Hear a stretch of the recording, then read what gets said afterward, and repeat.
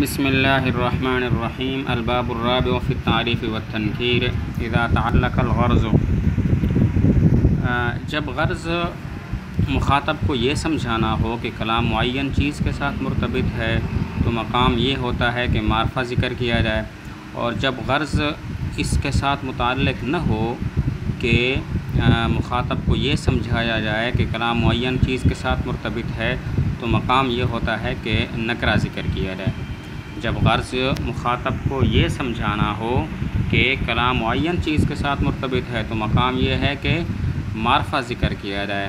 اور اگر غرض یہ نہ ہو تو پھر مقام یہ ہوتا ہے کہ نکرہ ذکر کیا جائے۔ اس اجمال کی تفصیل یہ ہے کہ معارف 7 ہیں: ضمیر، علم، اسم اشارہ، اسم موصول، معرف باللام، اور وہ اسم کے جو ان میں سے کسی کی طرف مضاف ہو، اور منادہ۔ اس کا ترجمہ دیکھیں: اذا تعلق الغرض، جب غرض متعلق ہو بتفہیم المخاطب، مخاطب کو سمجھانے کے ساتھ کلام کے معین چیز کے ساتھ مرتبط ہونے کے بارے میں، فالمقام، تو مقام تعریف کے لیے ہوتا ہے۔ وَإِذَا لَمْ يَتَعَلَّقِ الْغَرْضُ بِذَلِكَ، اور جب غرض متعلق نہ ہو اس چیز کے ساتھ تو مقام تنکیر کا ہوتا ہے۔ وَلِتَفْصِيلِ هَذَا الْإِجْمَالِ، اس اجمال کی تفصیل کے لیے ہم کہتے ہیں کہ معلوم ہے یہ بات کہ معارف الضمیر، ضمیر ہے،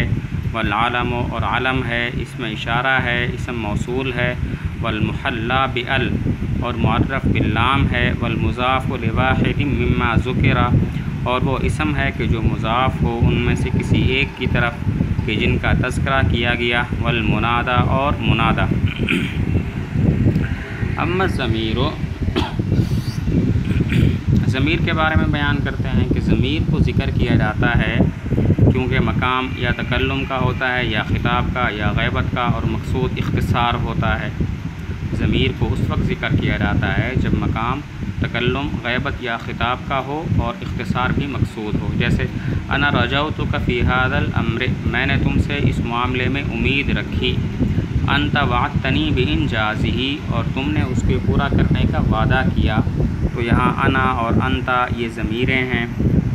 والاصل فی الخطاب، خطاب میں اصل یہ ہے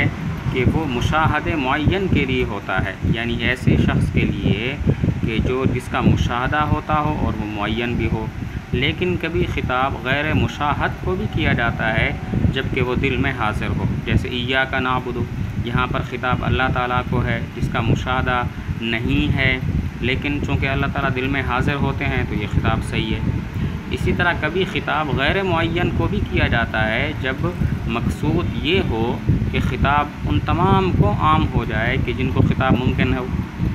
کبھی خطاب غیر معین کو بھی کیا جاتا ہے جبکہ مقصود یہ ہو کہ خطاب ہر اس شخص کو عام ہو جائے کہ جس کو خطاب ممکن ہوتا ہے، جیسے اللئیم من اذا احسنت الیہ اساء الیک،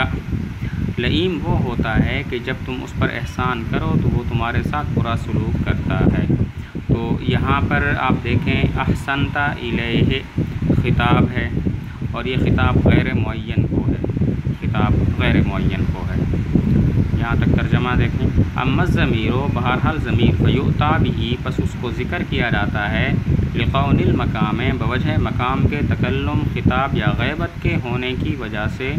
بوجہ مقام کے تکلم، خطاب یا غیبت کے لیے ہونے کے، مال اختصار، اختصار کے ساتھ، جیسے میں نے تم سے امید رکھی اس معاملے میں اور تم نے مجھ سے وعدہ کیا اس کے پورا کرنے کا۔ والاصل فی الخطاب، اور خطاب میں اصل یہ ہے کہ وہ ہوتا ہے لمشاہد معین، مشاہد معین کے لیے، وقد یخاطب، اور کبھی خطاب کیا جاتا ہے غیر مشاہد کو، اذا کان مستحضرا فی القلب، جبکہ وہ حاضر ہو دل میں، جیسے ایاک نعبد، ہم تیری ہی عبادت کرتے ہیں، وغیر المعین، اور کبھی خطاب کیا جاتا ہے غیر معین کو، اذا قصد، جب ارادہ کیا جائے تعمیم الخطاب، خطاب کی تعمیم کا، لکل من یمکن خطابہ، ہر اس شخص کے لیے کہ ممکن ہو جس کو خطاب کرنا،